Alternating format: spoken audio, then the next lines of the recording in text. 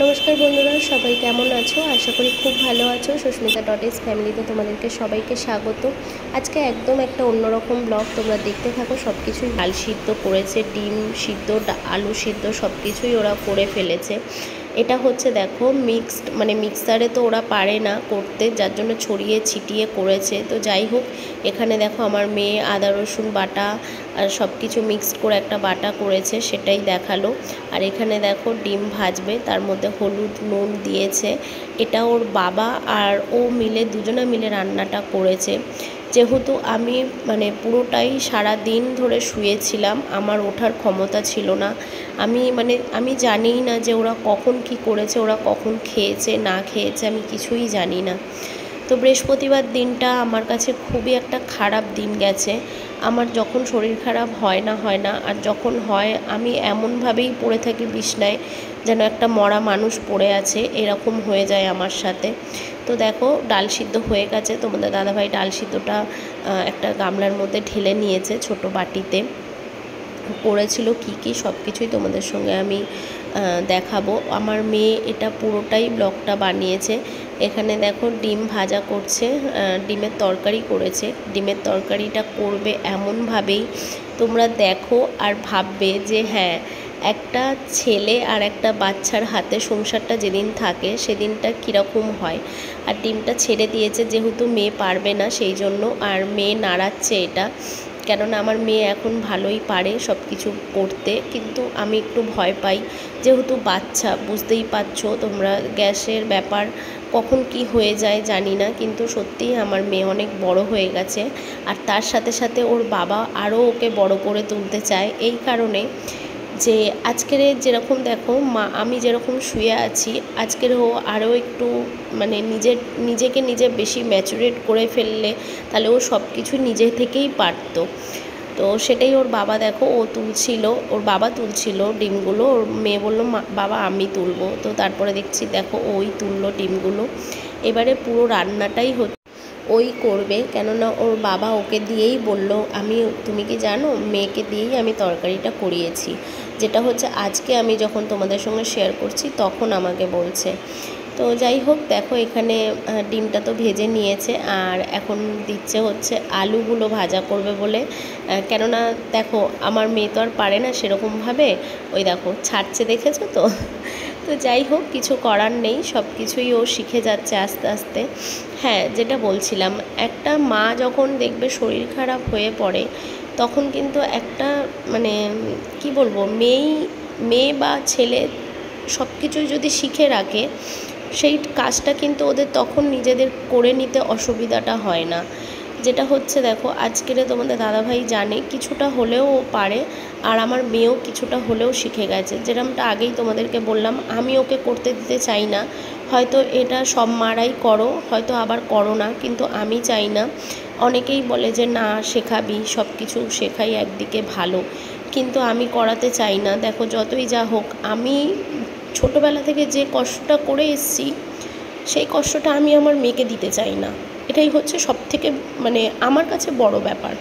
তো আমার এমনই অবস্থা হয়ে গেছিলো, আমার যতটাই শরীর খারাপ থাকুক না কেন, আজকে আমি তোমাদের সঙ্গে, আজকে শুক্রবার বললাম, আজকে যখন আমি তোমাদের সঙ্গে ব্লগটা শেয়ার করছি, তোমরা বিশ্বাস করবে না, আমার এতটাই কষ্ট হচ্ছে, সে আমি তোমাদেরকে হয়তো ভাষায় বলে বোঝাতে পারবো না। কিন্তু আমার খুব আনন্দ লেগেছে এটা ভেবে যে আমার মেয়ে তোমাদেরকে আগের ব্লগেও আমি বলেছি, আমার মেয়ে সবসময় আমাকে তো আমার মেয়ে বলো, তোমাদের দাদাভাই বলো, সবসময় সাপোর্ট করে সব কিছুতেই। তো আমার মেয়ে পরে আমাকে বলছে, মা আমি না তোমার জন্য একটা খুব ভালো কাজ করেছি। আমি বলছি কী? না তোমার জন্য না আমি ব্লগ করে রেখেছি জানো মা। আমি তখন আমার এতটাই শরীর খারাপ সেদিনকে, যেদিন ও করেছে আর ব্লগটা, আমি অতটা মাথায় দিইনি।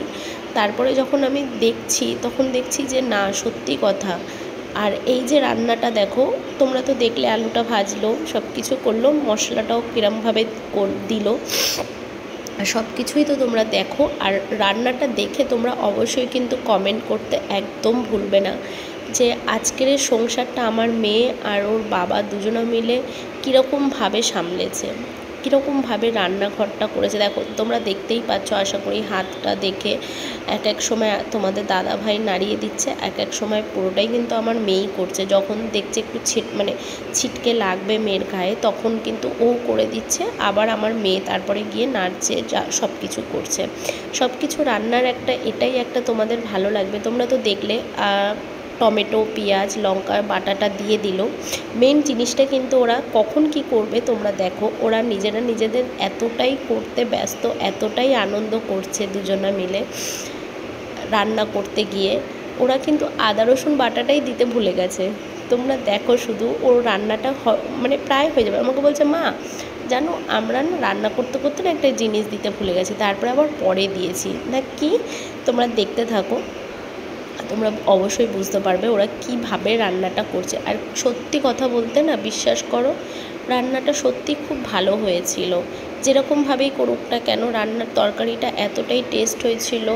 ডাল সিদ্ধটা তো তোমাদের দাদাভাই সব সময়ের জন্য খুব সুন্দর করে। আমি অতটা ভালো পারি না ডাল সিদ্ধ করতে, কিন্তু তোমাদের দাদাভাই ডাল সিদ্ধ করতে, ডিমের তরকারি করতে খুবই পছন্দ, মানে খুবই ভালোবাসে, আর করলেও খুব টেস্ট হয়।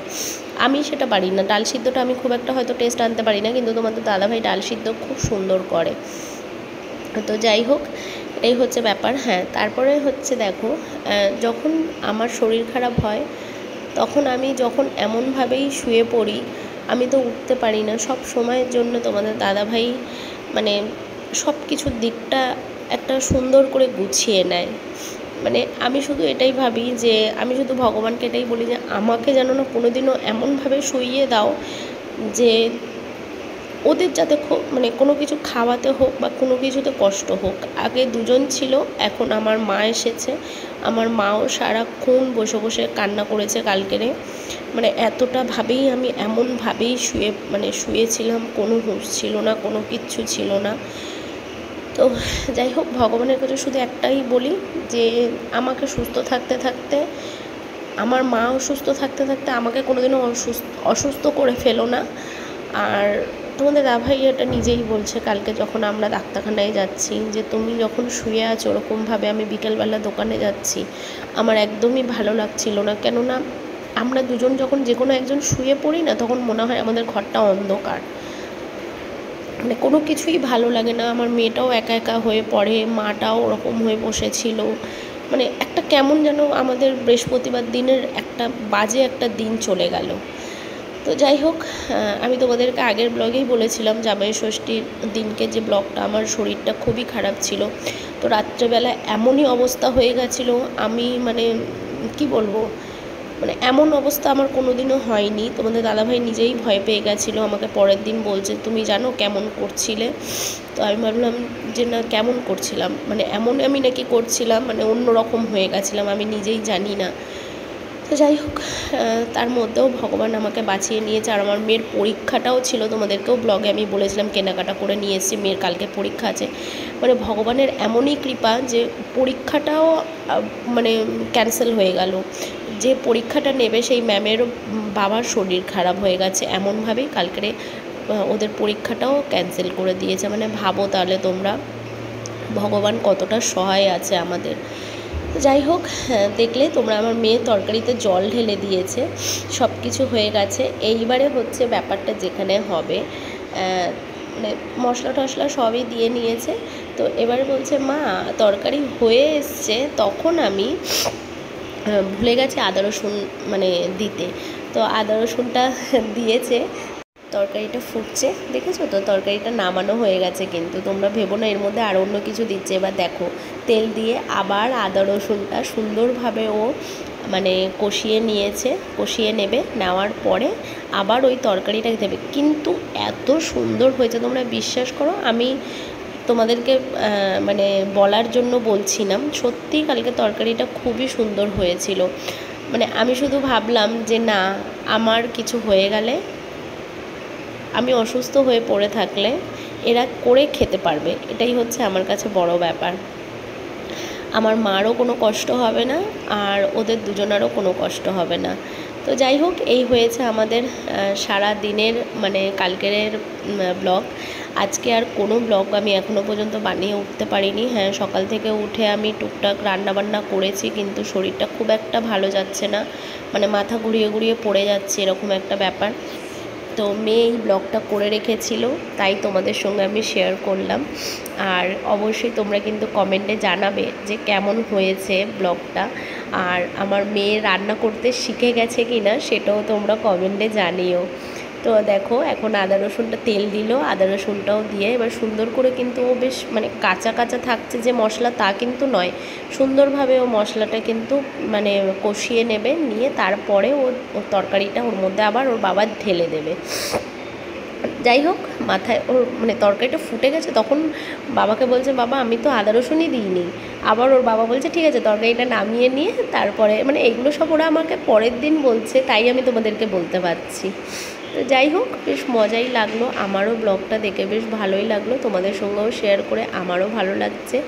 তো তোমরা একটু ভগবানের কাছে এটাই প্রে করো, যাতে আমার মানে তোমাদের দাদাভাই, আমার মেয়ে সুস্থ থাকে, সব মানে সব কিছু করে ওরা সব রকমভাবে ওরা খেয়ে পড়ে থাকতে পারে। যাই হোক, জানি না কতটা কি খারাপ বললাম, কতটা কি ভালো বললাম। হ্যাঁ, এটাই কষ্ট লাগলো যে আমার অবস্থা খারাপ হলে যে ওদের কতটা কষ্ট হয়, সেটা আমি এই ব্লগ দেখেই বুঝতে পারছি, যে ওদেরকে কতটা কষ্ট করে খেতে হবে। এটাই হচ্ছে ব্যাপার। সকালবেলা ওরা টিফিনটাও ঠিক মতন খায়নি। আমার মাকে শুধু, আমার মা আমার মাথার ধারে বসে আছে, তোমাদের দাদাভাই ছাতুগুলো এনে দিল, দিদি চা করে দিয়েছে, খেয়েছে, এরকম একটা ব্যাপার সকালবেলাটা হয়েছে। তারপরে ওরা, আমার মেয়েও কিছু খায়নি, আমার মেয়ে তো ছাতু খেতে চায় না খুব একটা। তো যাই হোক, এই দেখো খুব সুন্দরভাবে কিন্তু মশলাটা ও মানে কষিয়ে নিল। তারপরে তোমাদের দাদাভাই বলছে হেল্প করে দিই, এরকম করে দুজনে মিলে করেছে। যাই হোক, খুবই ভালো হয়েছে, খারাপ কিছুই হয়নি। তার মধ্যে আচ্ছা, কি রান্না করেছিল আমি বলে দিই, হয়তো ওরা আর পরেরটা ব্লগটা আর বানায়নি। ডাল সিদ্ধ করেছিল, ভেন্ডি সিদ্ধ দিয়েছিল, তারপরে হচ্ছে এই ডিমের কষা করেছিল। এই এতগুলো রান্না করেছে, তাহলে ভাবো তোমরা। তো যাই হোক, সব কিছুই ভালো হয়েছে। তোমাদের কেমন লাগলো অবশ্যই কমেন্ট করবে। এই দেখো, তরকারিটা তারপরে ঢেলে দিয়েছিল, দিয়ে আবার আমার মেয়ে ব্লগটা শুরু করেছিল। সব কিছু সুন্দরভাবে হয়েছে, আমারও খুব ভালো লেগেছে, আর তোমাদের সঙ্গে শেয়ার করে আমার খুব ভালো লাগলো। তোমাদের কেমন লাগলো তোমরা কিন্তু অবশ্যই কমেন্ট করে জানাবে। আর আমার মেয়ে, তোমাদের দাদাভাই কেমনভাবে নিজেদের সংসারটা নিজেরা গুছিয়ে রাখে, এটাও কিন্তু তোমাদের সঙ্গে আমি শেয়ার করলাম। মা শরীর খারাপ থাকাকালীনও মানে ওরা যে কীভাবে সব কিছু গুছিয়ে নিতে পারবে, সেটাই হচ্ছে সব থেকে বড় কথা। যাই হোক, সব কিছু শেয়ার করলাম। তোমরা ভালো থেকো, সুস্থ থেকো, আর সবাইকে ভালো রেখো, সুস্থ রেখো। আর ব্লগটা কেমন লাগলো অবশ্যই কমেন্টে জানাবে। আর একটা লাইক আর শেয়ার করতে কিন্তু একদম ভুলবে না। এই ব্লগটা একটা লাইক তো অবশ্যই আমরা ডিজার্ভ করি তোমাদের কাছ থেকে। তো চলো, আজকের মতো ব্লগটা এখানেই শেষ করছি। সবাই ভালো থাকবে, সুস্থ থাকবে, সবাইকে ভালো রাখবে, সুস্থ রাখবে। ব্লগটা ভালো লাগলে অবশ্যই সাবস্ক্রাইব করে দেবে, আর পাশে থাকা বেল আইকনটি প্রেস করে দেবে। তো চলো, আজকের মতো ব্লগটা এখানেই শেষ করছি। দেখতে থাকো, আর অবশ্যই কমেন্ট করবে যে কেমন হয়েছে আমাদের আজকের ব্লগটা পুরোটা। আমার মেয়েকে তোমরা অনেক অনেক করে আশীর্বাদ করো, যাতে ও অনেক বড় হতে পারে, সুন্দর হয়ে সব কিছু ভালোভাবে করতে পারে। অলরেডি দেখো, তরকারি তুলে খাওয়া আরম্ভ করে দিচ্ছে, দেখতে পাচ্ছ তোমরা? তরকারি হয়ে গেছে প্রায়, এবারে তুলে মানে দুজনে এখন খেতে আরম্ভ করে দেবে, যে কীরকম হয়েছে না হয়েছে, বুঝতে পারছো? মানে এদের হচ্ছে রান্নার লাস্ট টাইমটা, এটাই একটা আমার হাসি লেগে গেল, যে ওরা আবার তরকারি তুলেও খেতে আরম্ভ করে দিল। আমি কিন্তু এটা জানি না, এখনই তোমাদের সঙ্গে শেয়ার করার সময় দেখছি ওদের রান্না কমপ্লিট, আর আমার তোমাদের সঙ্গে সব কিছু শেয়ার করাও কমপ্লিট।